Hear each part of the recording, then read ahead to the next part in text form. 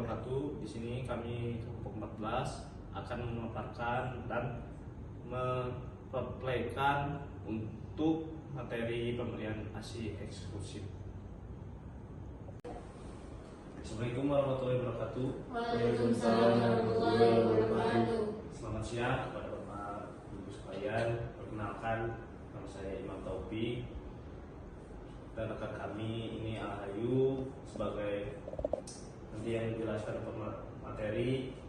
Ada rekan kami Ipan yang mengawasi jalannya acara dan rekan kami Nabila sebagai fasilitator dari Bapak. Kami sendiri di sini dari Universitas Dirgantara Surabaya Dharma, jurusan Fakultas Kesehatan. Untuk kami di sini nanti akan menerangkan, menjelaskan dan memaparkan materi tentang pemberian ASI eksklusif kepada Bapak Ibu. Nah, untuk materi sendiri nanti akan dijelaskan oleh rekan kami Al-Hayu. Untuk Al-Hayu dipersilakan menjelaskan kepada Bapak dan Ibu. Baik Pak, Bu, tadi sudah dijelaskan oleh rekan kami bahwa kami di sini bertujuan untuk memberikan penyuluhan tentang ASI eksklusif ya Bu. Nah sebelumnya Ibu dan Bapak apakah sudah tahu apa itu ASI eksklusif? Belum ya. Sebelumnya ini adalah lembaran kami. Ini adalah ASI eksklusif ya Bu ya. Pemberian ASI eksklusif itu adalah pemberian dari 0 hari hingga 6 bulan Bu, Pak. Jadi itu tanpa pendampingan air atau minum atau makan apapun ya Pak ya Bu ya. Jadi hanya ASI saja, pure ASI selama 6 bulan full. Nah berikutnya ini ada keunggulan ASI nih Pak Bu.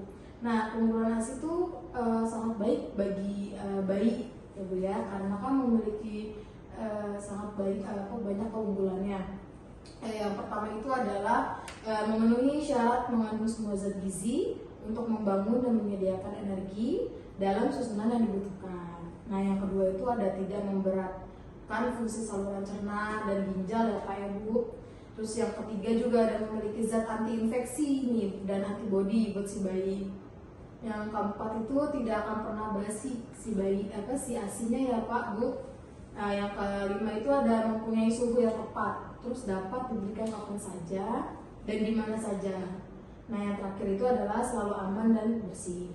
Nah keuntungan ASI nih bagi bayi.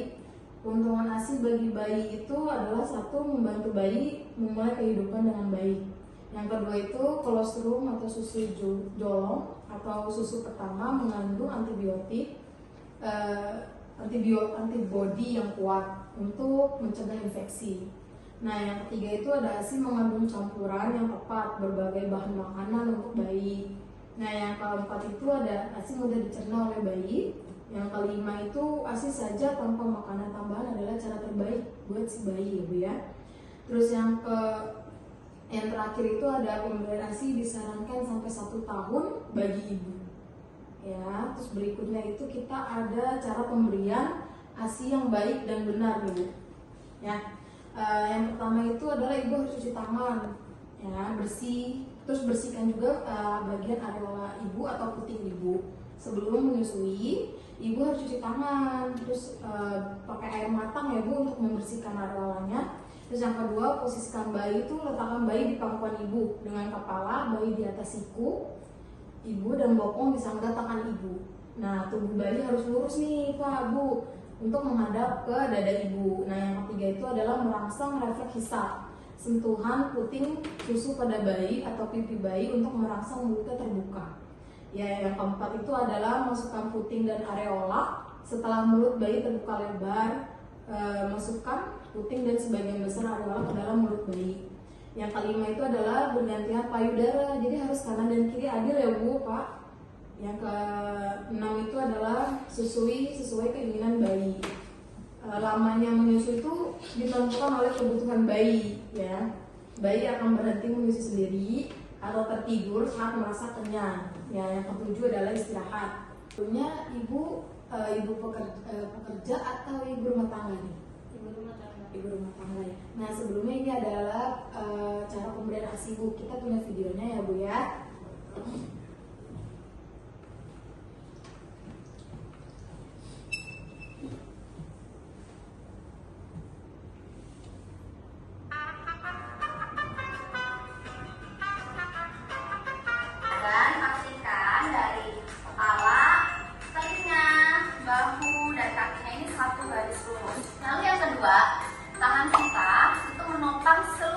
bayi. Jadi ini tertopang ya semuanya.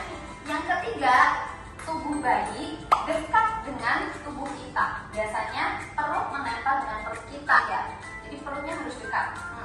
Dan ketika kita mau mendekatkan tubuh bayi, itu jangan kepalanya yang dipaksa dekat, tetapi partnernya yang terakhir yang keempat ya, puting kita itu sejajar dengan hidung bayi. Jadi bukan puting sejajar dengan mulut, tapi puting kita tuh sejajar dengan hidung di sini. Nah, nanti ketika bayi nyusu, dia akan berusaha memasukkan begini. Jadi begini, dia akan masukkan begini. Otomatis hidung dia nggak akan tertutup sama payudara kita. Selain posisi yang tepat, pelekatan yang tepat juga merupakan kunci baby bisa menyusu dengan optimal. Yang pertama, areola atas lebih banyak terlihat daripada areola bawah. Mulut baby terbuka lebar, bibir atas dan bibir bawah baby terlipat keluar atau disebut doe. Dan yang terakhir, dagu baby menempel ke payudara mama. Edukasi yang tepat dan praktek yang tepat juga, maka kita akan semakin menemukan fondasi menyusui yang kuat. Jadi itu kenapa mami, selain kita pelajari prinsip ASI, kita juga harus pelajari posisi dan pelekatan menyusui. Karena ini adalah kunci keberhasilan menyusui kita hingga 2 tahun. Nah, jadi bagaimana nih Ibu setelah menonton video yang sudah kami berikan nih Pak? Adakah pertanyaan atau mungkin yang masih ganjal di Ibu Bapak? Kalau untuk yang tadi kan sudah cukup jelas. Cuma yang ingin saya tanyakan itu bagaimana sih cara penyimpanan nasi yang baik dan benar? Nah, bagus sekali pertanyaan Ibu nih. Nah, ini ya Bu, seperti yang sudah ada di sini nih Pak Bu. Ini adalah cara penyimpanan ASI. Sebenarnya penyimpanan ASI itu ada 2, ada bisa di botol kaca, ada bisa di plastik klip, ya Pak Ibu ya. Terus ASI itu harus disimpan di dalam freezer. Terus sudah dikeluarkan sebaiknya tidak digunakan lagi setelah 2 hari. Jadi harus ada di freezer terus ya Pak Bu sebelum digunain. Nah, 3, ASI itu beku perlu dicairkan, tapi tidak boleh direbus ya Pak Bu. Jadi harus diangetin aja, dipanaskan. Jadi pakai air panas di dalam panci, habis itu dicelupkan saja seperti itu. Baru lalu dipindahkan ke dalam dot atau botol si bayi gitu Ibu Bapak. Bagaimana? Baik, untuk pemaparan materi telah disampaikan oleh rekan saya tadi untuk memaparkan materi dari awal sampai akhir. Untuk selanjutnya, apakah Bapak Ibu bisa menyimpulkan dari penjelasan dari rekan saya tadi? Oh, berarti ASI untuk bayi sangat penting ya, Mas, Mbak? Betul, ASI itu sangat baik untuk bayi. Pertanyaan jawaban Bapak benar banget nih, karena kan emang ASI itu sangat baik ya Bu ya Pak ya. Sudah seperti yang sudah dijelaskan tadi gitu, karena memang ASI itu kan banyak sekali keunggulannya gitu Pak. Untuk ibunya sendiri, apakah ada yang bisa disimpulkan? Kalau untuk yang tadi sudah dipaparkan, saya itu bisa menyimpulkan bahwa ASI eksklusif itu tidak mudah basi dan bisa disimpan di botol kaca. Terus juga ASI bayi eksklusif itu mempunyai keunggulan. Baik sekali jawabannya Ibu ya. Terima kasih untuk Bapak sama Ibu. Untuk pemahaman materinya mungkin sudah agak paham ya. Selanjutnya mungkin nanti akan dibagikan dari rekan kami Piplet. Ini Pak bisa dibaca ya nanti ya Pak. Itu ada pemahaman materi, bila Ibu lupa apa bisa Ibu baca-baca di Cara sana. penyimpanannya nih, untuk keuntungannya ada di sini. Dan kalau Ibu ada pertanyaan soal bayi pembelian ASI eksklusif kepada kami, bisa hubungi nomor kami yang tertera di sana. Bisa dibaca-baca juga ya Bu nanti di rumah. Sekian dari kami, Bapak Ibu, kami pamit undur diri. Kalau ada salah kata, salah ucap dan salah tindakan, mohon maafkan. Kami manusia bukan nabi, jadi wajar bila ada kesalahan. Wassalamualaikum warahmatullahi wabarakatuh. Waalaikumsalam. Permisi ya Pak. Assalamualaikum warahmatullahi wabarakatuh. Waalaikumsalam warahmatullahi wabarakatuh. Kita akan mengevaluasi hasil penilaian pada siang ini ya. Yang pertama, keterampilan komunikasi, hal positif. Penyuluh berbicara dengan nada yang ramah dan sopan. Kedua, penjelasan dengan bahasa yang sederhana dan mudah dipahami. Dan selanjutnya, hal yang perlu diperbaiki, ada sedikit kebingungan dalam menyusun kalimat sehingga beberapa pesan kurang tersampaikan dengan jelas. Yang kedua, penyampaian informasi tentang ASI eksklusif. Hal positif, penyuluh menjelaskan definisi dengan tepat.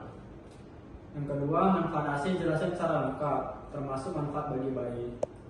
Hal yang perlu diperbaiki, peserta belum menyinggung bagaimana cara menangani mitos atau pertanyaan yang sering muncul, seperti ASI saya tidak cukup.